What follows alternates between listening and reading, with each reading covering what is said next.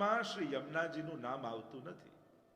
કારણ ભગવાનનું નામ પણ કોના મુખમાં શોભે, મહાપ્રસાદની કણિકા પણ કોના હાથે ને કોના ઘરે લેવાય, આનો એક વિવેક છે. ભગવદ નામ આપણા કર્ણમાં પડવા જતું હોય ત્યારે ભગવદ નામ પણ કોના મુખે શોભે?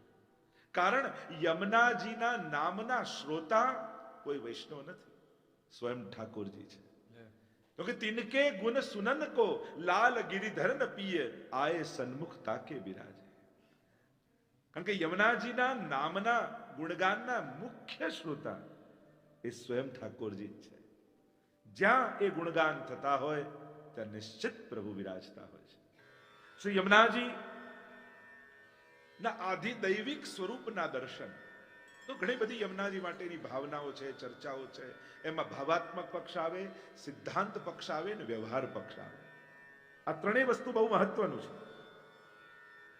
વ્યવહાર કઈ રીતે હોવો જોઈએ?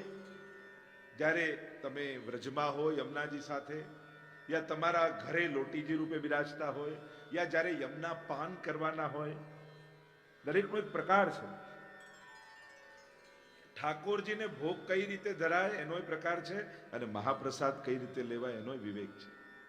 આપણે ત્યાં દરેક વસ્તુ વિવેકથી ગ્રહણ થાય છે. ભાવ તો છે જ, પણ અવિવેક એ પ્રભુની અપ્રસન્નતાનું કારણ બને છે. અને એટલા માટે આપણે ત્યાં દરેક વસ્તુનું શિસ્ત છે. તે શ્રી યમુનાજીનું ભૌતિક સ્વરૂપ, આધ્યાત્મિક સ્વરૂપ, આધિદૈવિક સ્વરૂપ. ભૌતિક સ્વરૂપ એટલે જલપ્રવાહ સ્વરૂપે થોડોક પરિચય કરાવી દઉં એટલે 41 પર સમજવામાં સરળ થઈ જશે. આધ્યાત્મિક સ્વરૂપ એટલે તીર્થ રૂપે, દેવી રૂપે, કે જે મથુરા નગરી યા યમુનાજી એ દેવી છે. જેમ ગંગા દેવી છે એમ યમુના દેવી રૂપે પરમ પાવન તીર્થ છે. સ્નાન કરવાથી સમસ્ત પાપોમાંથી મુક્ત થવાય છે. એવી તીર્થ બુદ્ધિ યમુનાજીમાં એ આધ્યાત્મિક સ્વરૂપ. અને શ્રી યમુનાજીનું સખી સ્વરૂપ એ શ્રી યમુનાજીનું આધિદૈવિક સ્વરૂપ. એટલે બહુ જ મહત્વનું છે કયા સ્વરૂપ સાથે અત્યારે તમે સન્મુખ છો.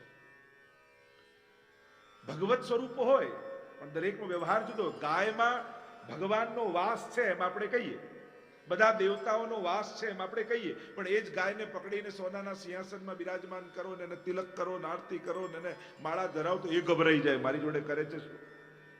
ગૌ પૂજન જે રીતે થતું હોય એ રીતે જ થાય.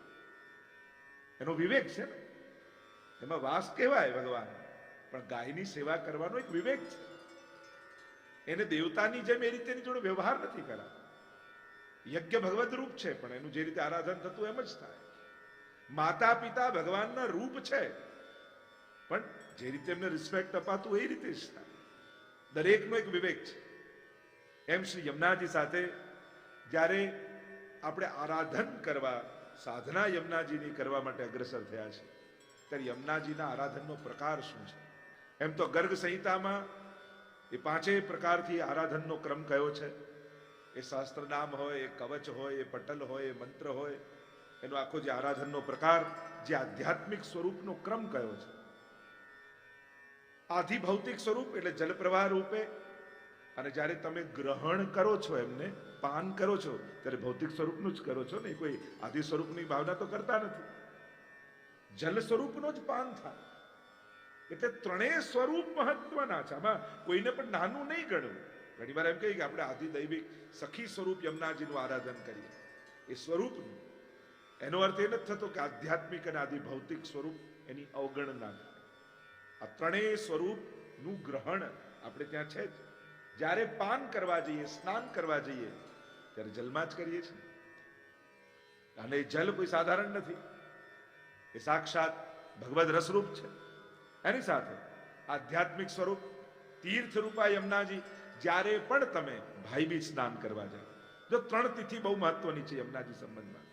ચૈત્ર સુદ છઠ, ઠકરાણી ત્રીજ અને યમ દ્વિતીયા, ભાઈ બીજ. આ 3 દિવસ, આ 365 360 દિવસ તિથિ પ્રમાણે આવે એમાં 3 દિવસ બહુ જ મહત્વના. આ 3 તિથિઓ હંમેશા યાદ રાખવી યમુનાજી પક્ષમાં. ચૈત્ર સુદ છઠ યમુનાજીનો પ્રાગટ્યનો ઉત્સવ આપણે કહીએ છીએ, અને એની પણ ઘણી બધી ચર્ચાઓ છે. બીજું ઠકરાણી ત્રીજ, હિંડોળાના દિવસો ચાલતા હોય એ દિવસે દુનિયાભરની બધી જ હવેલીઓમાં લગભગ કાચના હિંડોળા થાય.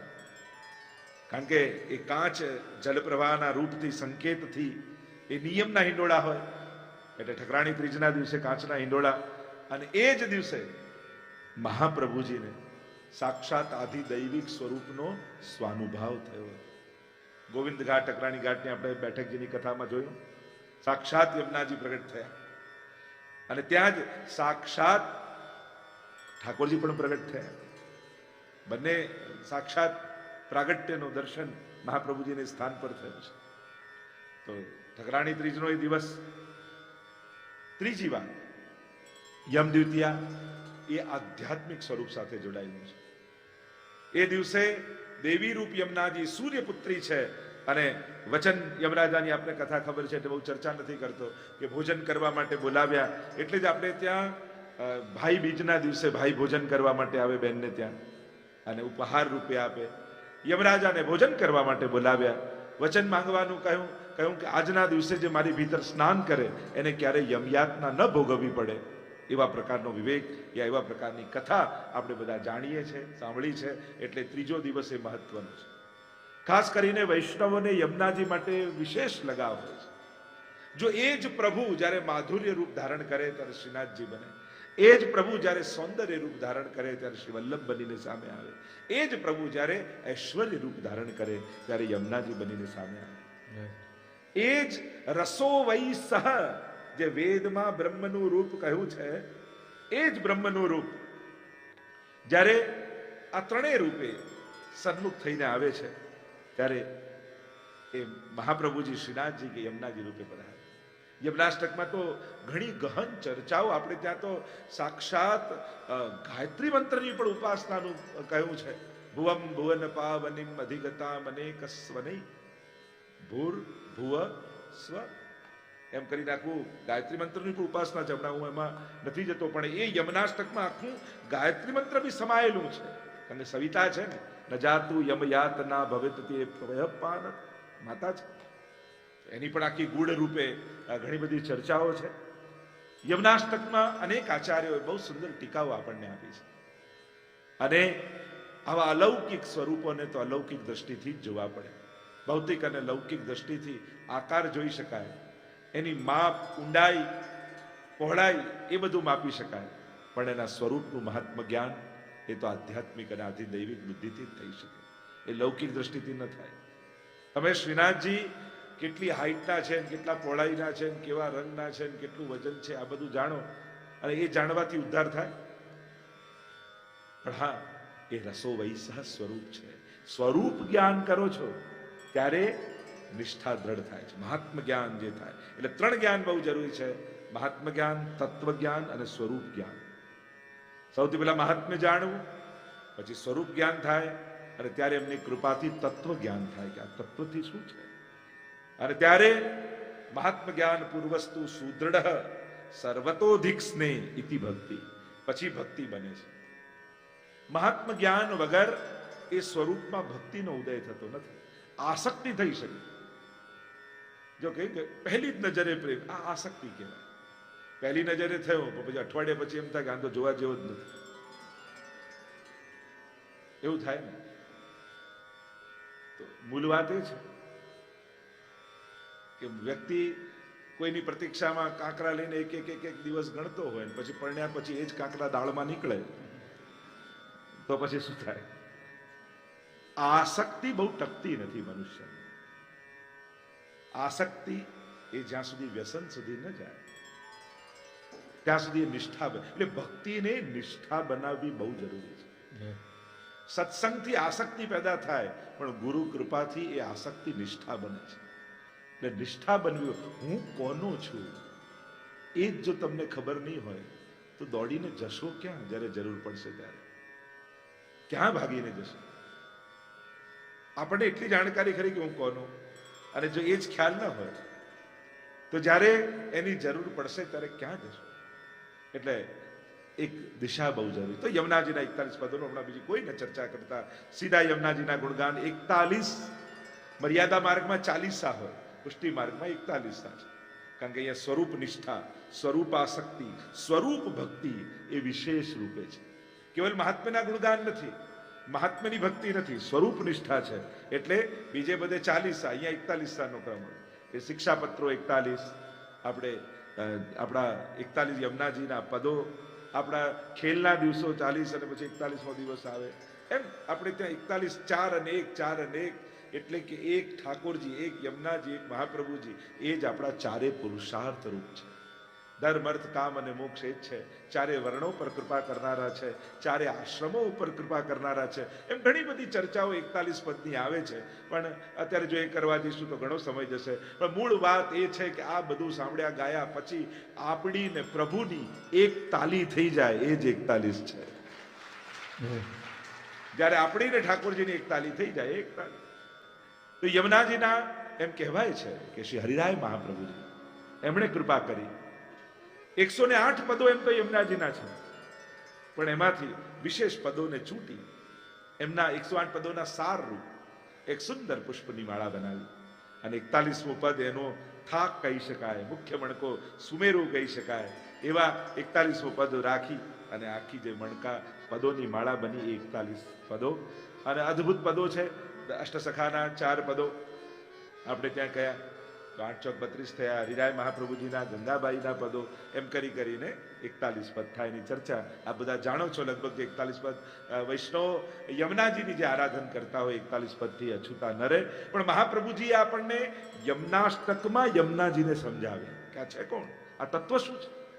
સ્વયં ગુસાઈજી યમુના અષ્ટપદી દ્વારા નમો દેવી યમને, નમો દેવી યમને, હર કૃષ્ણ મિલનાંતરાયમ.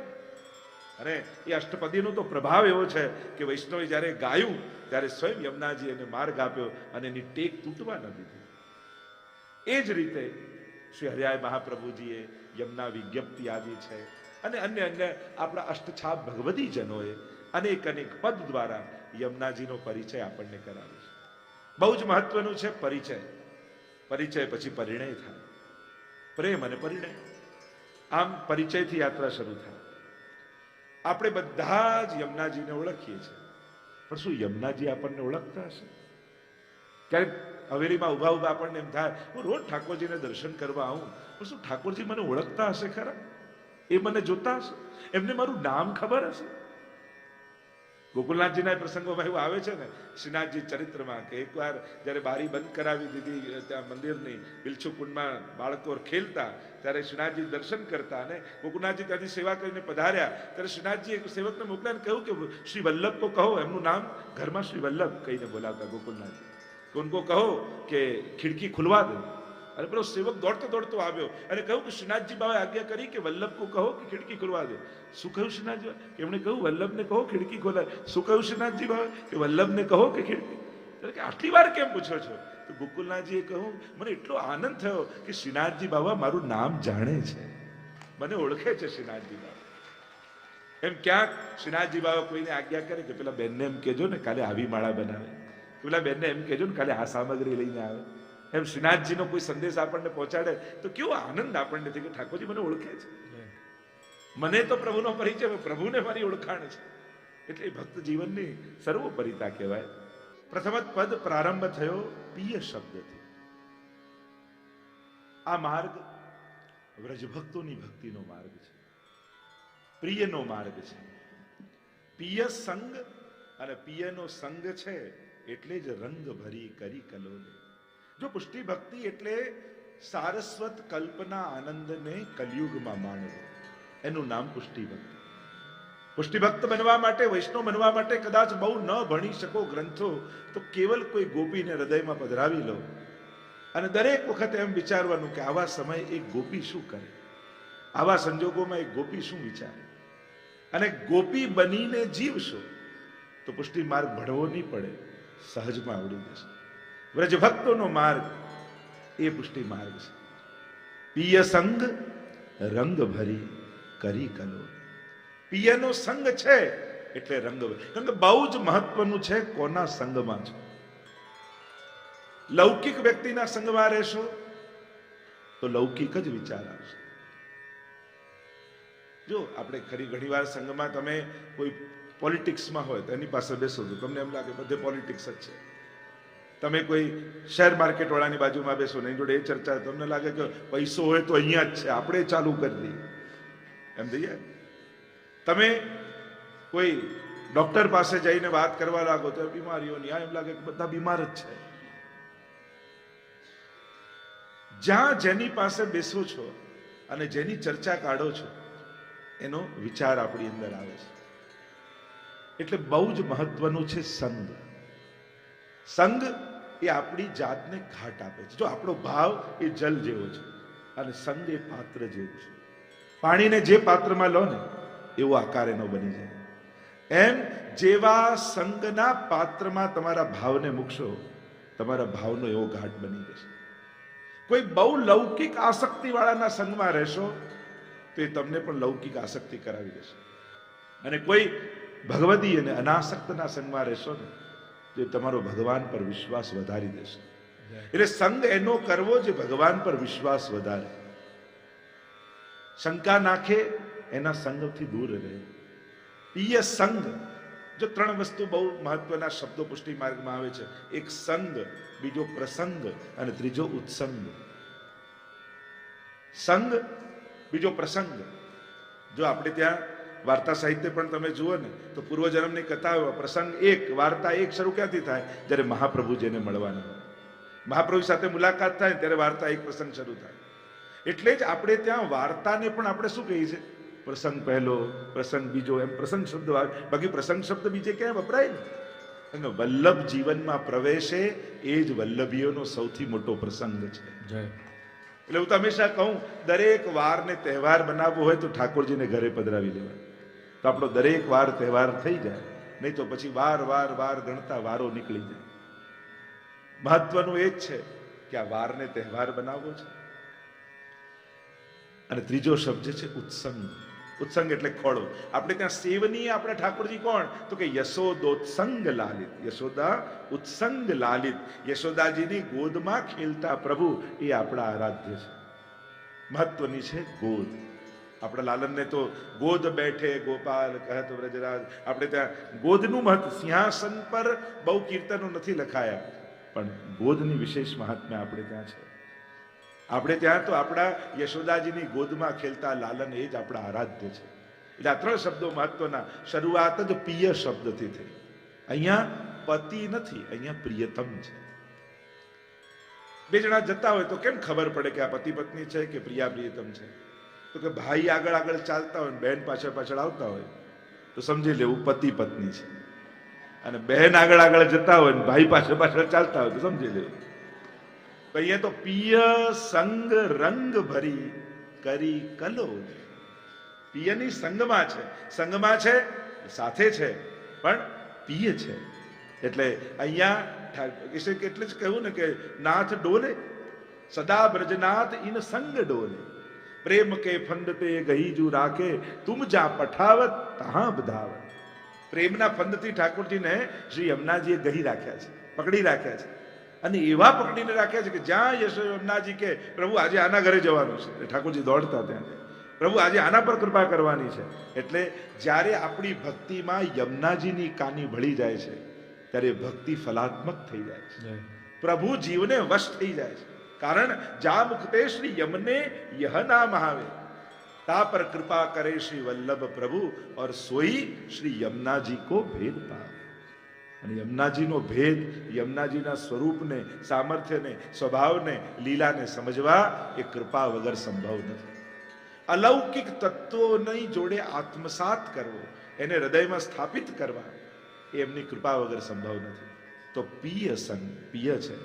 શ્રી યમુનાજી ચતુર્થ પ્રિયા છે. એટલે જ મહાપ્રભુજી બે ભેદ બતાવ્યા. અષ્ટપટરાણીમાં પણ કાલિંદીજી છે, એનું નામ કાલિંદીજી છે, પણ એ કાલિંદીજી અને આ યમુનાજીનું એક નામ પણ કાલિંદી છે, પણ એ બંનેમાં ભેદ છે. શ્રી યમુનાજી પત્ની નથી, પ્રિયા છે. કારણ કે વ્રજમાં ગોપીજનોના મુખ્ય 4 યુથ એટલે કે ગ્રુપ છે. એક નિત્ય સિદ્ધા ગોપીજનોનું, સ્વામીજીનું, પછી ચંદ્રાવલીજીનું, પરકિયા, પછી લલિતાજીનું, અને ચોથું શ્રી યમુનાજીનું, કુમારિકાજનોનું. આમ શ્રી યમુનાજી ચોથા યુથના અધિપતિ છે. એટલે યમુનાષ્ટકમાં મહાપ્રભુજી આજ્ઞા કરે છે, નમત કૃષ્ણ તુર્ય પ્રિયા. જો ત્રણ વાર યમનાષ્ટકમાં નમન કર્યા.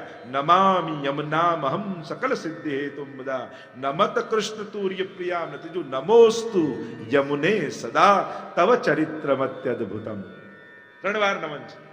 અને નમનમાં પણ જુદા જુદા પ્રકારથી ભેદ છે. અહીંયા જયારે ચતુર્થ પ્રિયાને નમનનું કહ્યું ત્યારે આજ્ઞાર્થ શબ્દનો પ્રયોગ કર્યો. નમત કૃષ્ણ તુર્ય પ્રિયા, તું આમને નમન કર. તો આ ત્રણેય ભેદ, ભૌતિક, આધ્યાત્મિક અને આધિદૈવિક ત્રણેય સ્વરૂપને નમન મહાપ્રભુજી કરે છે. તો ચોથા યુથના અધિપતિ શ્રી યમુનાજી છે. તો એ શ્રી યમુનાજી એ કાત્યાયની દેવીનું વ્રત જે કુમારિકાઓએ કર્યું અને યમુનાજીના તટની રજમાંથી કાત્યાયની દેવી બનાવ્યા. એટલે આ કાત્યાયની દેવી છે કોણ? શ્રી યમુનાજીનું સ્વરૂપ છે. કારણ કે યમુનાજીમાં અનેક ભાવ જુદા જુદા બિરાજે છે. જો યમુનાજીમાં જલનો ભાવ, યમુનાજીમાં તરંગનો ભાવ, યમુનાજીમાં ભ્રમરનો ભાવ, વીચી મધુરા, શ્રી યમુનાજીમાં કમલનો ભાવ, યમુનાજીના ઘાટનો ભાવ, યમુનાજીના રજનો ભાવ, યમુનાજીના પુલીનનો ભાવ, બેટ હોય એનો ભાવ. આટલા અંગો છે શ્રી યમુનાજીના આરાધનમાં. અને આ એક અંગોનો ભાવ જ્યારે તમે હૃદયમાં ધારણ કરો છો અને પછી જ્યારે યમુનાજીના દર્શન કરો છો ત્યારે તમને કોઈ વહેતું જલ નથી દેખાતું. તમને ત્યારે યમુનાજીના એક અંગ દેખાય છે કે આ તરંગો શું છે, આ કમળો શું છે, આ તટ ઉભય કુલ નિજ ખંભ હૈ તરંગ જો સીડી માન યમુના પ્રગટ વૈકુંઠ કી પ્રગટ નિસરની જાન. અમારા હરિરાયજી તો વલ્લભ સાખીમાં કહે છે ઉભય કુલ નિજ ખંભ હૈ. આ બંને તટો એ તો થાંભલા છે અને આ તરંગો છે ને સીડીઓ પગથિયા છે. આ પગથિયા ચડીને ક્યાં જવાનું? પ્રગટ વૈકુંઠ કી નિસરણી જાન. માનો આ ઠાકોરજીએ વૈકુંઠ માટે આ નિસરણી મૂકી છે અને આ લહેરોના પગથિયા પર ચાલતા ચાલતા સીધા વૈકુંઠ સુધી પહોંચી જવાય છે. એવું યમુનાજીનું સ્વરૂપ કહ્યું. એક નિતંબ તટ સુંદરી નમત કૃષ્ણ તુર્ય પ્રિયા ચલત ટેડી હોય લેત પિય કોમો. યમુનાજીમાં આવતી વક્રતા गिरधर सबही अंग को बाको बाकी चाल चलत गोकुल में. તો યમુનાજીનું ટેડું થઈને ચાલવું એ પણ એમના સૌંદર્યનું અભિવર્ધન કરનારું છે, અભિવર્ધન કરનારું છે. તો યમુનાજીનું આરાધન જ્યારે આપણે કરીએ છીએ, આધિદૈવિક સ્વરૂપની ચર્ચા કરીએ છીએ, આધ્યાત્મિક સ્વરૂપની ચર્ચા, પણ આદિ ભૌતિક આ અંગો જે આંખોથી દેખાય છે, યમુનાજીના દર્શન ક્યારે થશે એ તો આધિદૈવિકની વાત કરી. બાકી નૈન ભર દેખ અબ ભાનુ તને આવ્યો. જો હું એક 41 પદની પંક્તિઓ જોડતો જઈશ એટલે 41 પદોના સાર રૂપે આપણે આને જોઈએ છીએ. શું કહે છે? નૈન ભર દેખ. નૈન ભરીને કઈ રીતે જોવાનું?